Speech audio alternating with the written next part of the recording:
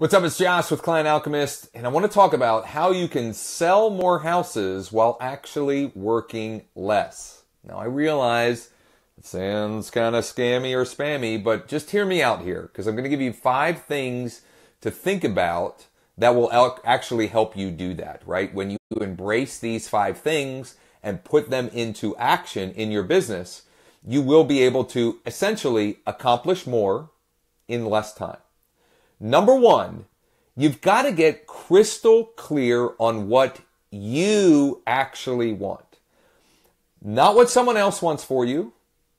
Not what you think you should want based upon some other post you saw on Facebook or someone else in your office or anything like that.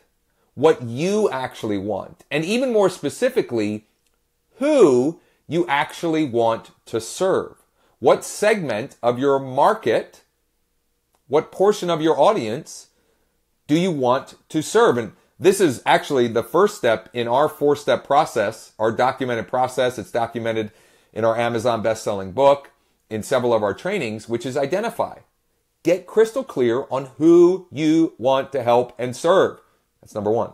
Number 2, work smarter, not harder. Now, I know that sounds easy, right? Work smarter, not harder. Duh. But if you sit down and do an honest evaluation for yourself, I'm certain there are areas of your business and life where you are simply working harder, not smarter. And the reason why is you won't take the half hour, the hour, maybe even the day that it will take to create a system that will allow you to work smarter, not harder. So for example, one of the things that we do with our clients is we build out a system to bring them consistently, at will, on demand, their best ideal prospects.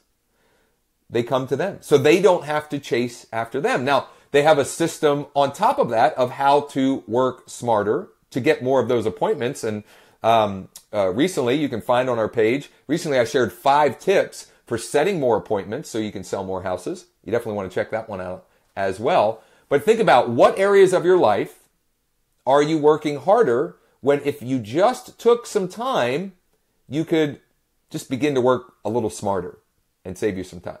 Okay? Third thing, work in 90-day increments or maybe even 60-day increments, right? Chunk things down for yourself, right? When you look out for a year, sometimes, you know, in the world that we live in today and how fast information is coming at us, sometimes a year just doesn't even seem, you know, in our grasp. But if you chunk it down to 60 days or 90 days, it becomes more, it becomes easier for you to, you know, see that finish line, right? So take whatever your year goals are and break them down to a 60-day or a 90-day sprint, okay? Number 4, move one big rock a month, a week, a day, right? Think about what one thing, if I accomplish today, will have the biggest impact, right? We all have to-do lists, right? I write my to-dos intentionally on a small piece of Post-it note every day, right? So I don't have too many. But the reality is, you know, there's 1 or 2 things that, if done correctly, take care of a lot of the other stuff. So look at, and this ties back to working smarter, not harder. What one thing can I do today that will accomplish that part, right? Where I am working smarter. What thing can I build out today, or this week, or this month, system can I build out that will allow me to work smarter, not harder? The last one, and possibly the most important, is celebrate your wins.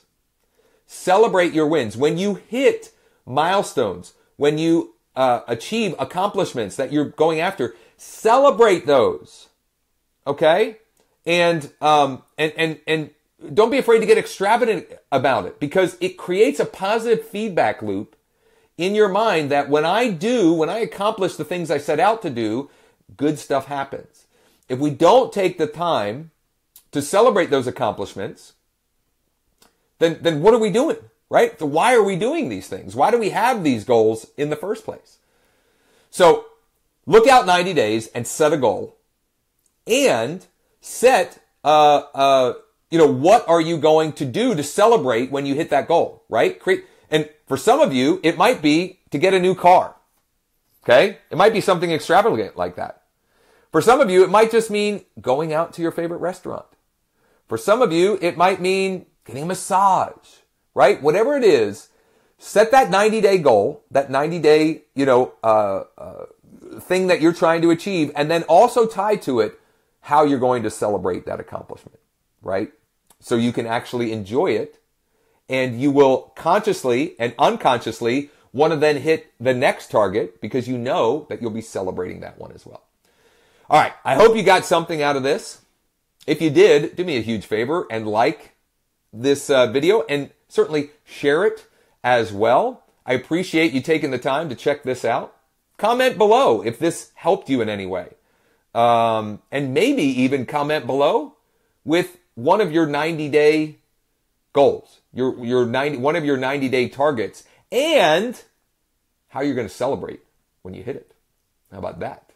All right, thanks for tuning in, and we'll talk real soon.